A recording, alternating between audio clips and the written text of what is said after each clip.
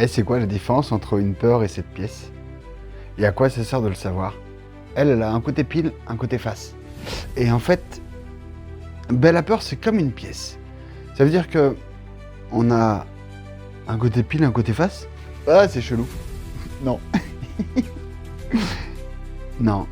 La peur, c'est juste la face d'une pièce. Ça veut dire que vous êtes jamais demandé qu'est-ce qu'il y avait derrière une peur. Parce que, ok, on parle de différentes peurs, pourquoi elles sont là, pour survivre. Ok, super. Mais à quoi ça sert réellement? Qu'est-ce qu'il y a derrière une peur? Ben, en fait, si vous vous amusez à creuser un petit peu, derrière chaque peur, il y a un désir. Ça veut dire que du côté face, vous avez la peur et du côté pile, vous avez le désir. Alors si vous prenez par exemple, je sais pas, quelqu'un qui a peur de mourir, bon ben c'est assez simple. Il désire vivre. Et c'est là que ça devient intéressant. Pourquoi c'est utile de savoir ça? Parce que on a appris naturellement, enfin notre cerveau, il cherche à nous préserver du danger, donc il va être plus orienté peur. On va pas rentrer dans les biais cognitifs et tout ça, c'est pas très intéressant. Mais pour faire super simple, ben, je peux choisir d'exprimer une peur au travers la peur ou du coup au travers le désir. Ouais, si je vous prends un exemple tout bête, une nana ou un mec qui est jaloux, ben, la personne elle a peur de perdre l'autre. Bon, en vrai, il y a plein d'autres raisons derrière et tout, mais c'est pas intéressant pour l'instant. Donc, la personne, elle a peur de perdre l'autre. Donc, son désir derrière, c'est ben, j'ai envie que l'autre m'aime, reste là, qu'on soit heureux, etc. Ok. Si j'exprime au travers la peur, ben, je vais devenir contrôlant, étouffant. Je sais pas, il y en a, ils vérifient les kilométrages des voitures, par exemple. Je vais demander constamment où t'étais, avec qui t'étais, etc., etc. La personne, petit à petit, on sait ce qui va se passer. Elle va se sentir étouffée, et puis petit à petit, elle va finir soit par nous quitter, soit par aller nous tromper, soit peu importe en fait. Mais c'est parce qu'on l'aura trop pressionné. Maintenant, si j'ai cette même peur, mais que je l'exprime au travers du désir, là, ça donnera quelque chose de différent. Parce que peut-être que là, à ce moment-là, ben, je vais me dire, ok, ben, j'ai envie de me rendre irrésistible. Donc, je vais peut-être être plus attentionné, je vais peut-être être plus prévenant, plus câlin, plus tendre, peu importe en fait. Mais je vais faire quelque chose au service de mon désir. Et certainement que le couple va être plus sympa, va durer dans le temps, va ci, va ça, peu importe. Alors pensez-y, quand vous avez une peur, ben, trouvez le désir derrière et demandez-vous si vous voulez nourrir la peur ou le désir. Tiens, notez en commentaire le désir qu'il y a derrière votre peur. Ou alors, mettez juste votre peur et je vous mettrai le désir. Si vous prenez par exemple quelqu'un qui a peur de déplaire, qui a peur d'être jugé, alors il va adopter un comportement où il va surtout ne pas risquer de déplaire.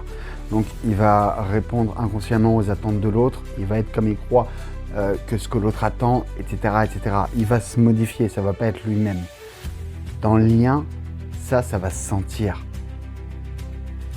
Forcément, dans le lien, ça va se sentir. Vous aimez bien, vous, que quelqu'un soit comme vous voulez qu'il soit, mais pas comme il est? Vous vous sentez en lien avec cette personne-là? C'est pas ouf. Alors qu'au moment où on voit le désir derrière, ok, donc derrière ce désir de pas déplaire, ben je désire plaire. Sauf que je désire plaire pour quoi? Je désire plaire pour ce que je suis, en fait.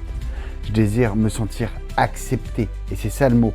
Sauf que le problème, c'est que si on l'exprime par la peur, bah à la base, on va déjà à l'opposé de ça, parce que je ne m'accepte pas moi-même, en fait, parce que je ne vais pas donner du moi-même. Et le moment où je donne du moi-même, le message que je m'envoie à l'intérieur, c'est que je m'accepte moi. Et là, je prends le risque de déplaire. Mais par contre, au passage, je prends le risque de plaire. Parce qu'à ce moment-là, c'est le seul moment où je propose du moi-même. Si moi je vous envoie du Alexis, ben vous pouvez que aimer du Alexis ou alors pas aimer du Alexis et c'est ok en fait. Mais si je vous envoie du pas Alexis, si je vous envoie du vous, un truc pour vous plaire, ben là le message que je m'envoie moi tout seul à la base, c'est mec t'es une merde, c'est tout, c'est simple. Donc pensez à ce que vous voulez nourrir. Est-ce que j'ai envie d'exprimer la peur ou le désir? Le résultat sera complètement différent. Parce qu'au moment où j'exprime au travers le désir, ben justement, je vais être dans le fait de partager ce que je suis. Personne n'a envie de déplaire, personne n'a envie de juger. Pourtant, tout le monde juge au passage. Et si vous pensez que vous êtes l'exception qui ne juge pas, vous vous trompez lourdement. Tout le monde juge, sans aucune putain d'exception. C'est ok, c'est humain. Ça vient naturellement, spontanément. L'important, c'est qu'est-ce que je vais faire de ce jugement. Et c'est là que je trouve ça intéressant, c'est parce qu'à chaque fois, on se dit, mais au final, si demain, moi, quelqu'un me juge, et que la personne, elle reste accrochée à son jugement, alors qu'elle vient discuter avec moi, échanger, elle voit que c'est pas vrai. Et qu'est-ce que j'en ai à foutre? Parce que, en l'occurrence, les neurones là-haut, ils se touchent pas trop. Elle est pas très fut-fut, elle veut pas se remettre en question. C'est ok. Pourquoi son avis à elle va être important? Parce que rien que dans ce fonctionnement-là, dans mon jugement à moi, elle a fait comme ça. Une dégringolade de l'espace. Vraiment, du futur même. Donc, pourquoi l'avis de quelqu'un que je considère pas serait important? Sérieux? Quand j'exprime au travers la peur, je laisse un pouvoir à l'autre.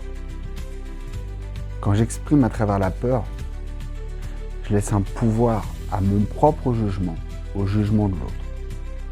Quand j'exprime au travers le désir, je mets une pièce sur ce que je veux. Je mets de l'énergie dans ce que je veux. Putain, je sais pas, si demain... j'ai même pas d'exemple. J'ai même pas d'exemple.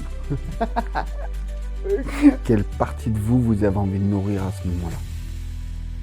Celle qui a peur ou celle qui désire? Et je suis pas en train de dire qu'il faut pas avoir peur. Je suis pas en train de dire qu'il faut nier cette partie. Elle est vachement importante. Elle apporte plein de choses. Sans elle, on serait certainement plus en vie. Non. Mais c'est toujours une question de degré et de niveau. Parce que si je nourris ma peur, je vais réaliser ma peur. Si je nourris mon désir, voilà. Tout simplement. Qu'est-ce que vous avez envie de voir se réaliser? Et sérieux, c'est aussi simple que ça. Il suffit de prendre toutes les personnes qui font des crises d'angoisse. Alors, c'est pas vrai pour tout le monde, mais il y a une grosse majorité, on a une grosse peur de mourir derrière.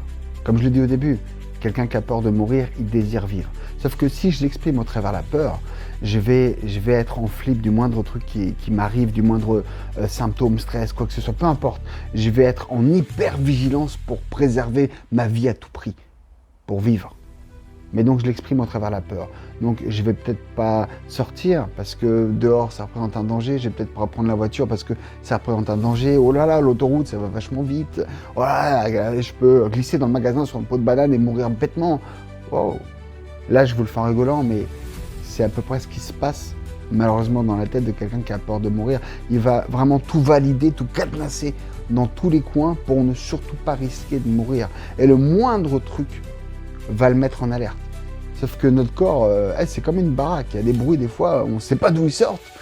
Ils sont là. Ok, c'est pas grave, ça ne veut pas dire que la maison va s'écrouler ou quoi que ce soit. Non, c'est des bruits parce qu'une maison, c'est à vie, entre guillemets.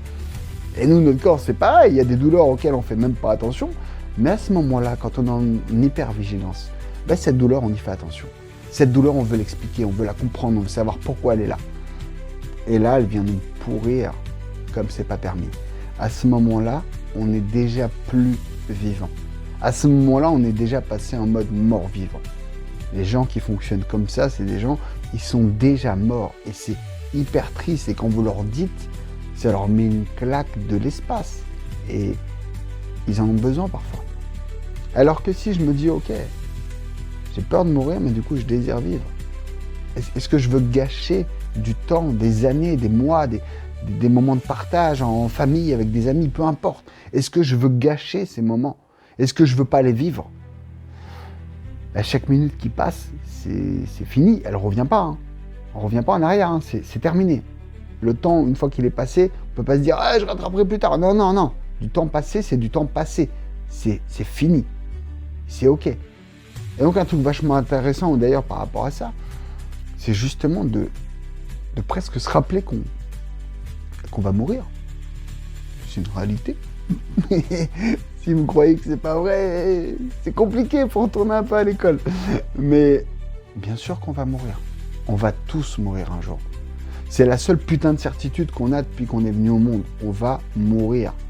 C'est de se rappeler de ce fait-là, pas pour se dire « oh là là, on va mourir ». Non, pour se rappeler justement de vivre. Et quand j'exprime le désir de vivre, alors je fais des choses, alors je vois des gens, alors je partage des moments, alors je relativise en me disant putain, est-ce que ce truc-là, à l'échelle de ma vie, c'est si important? Non. Et j'avance. Exprimé au travers le désir. Le désir, le désir, le désir.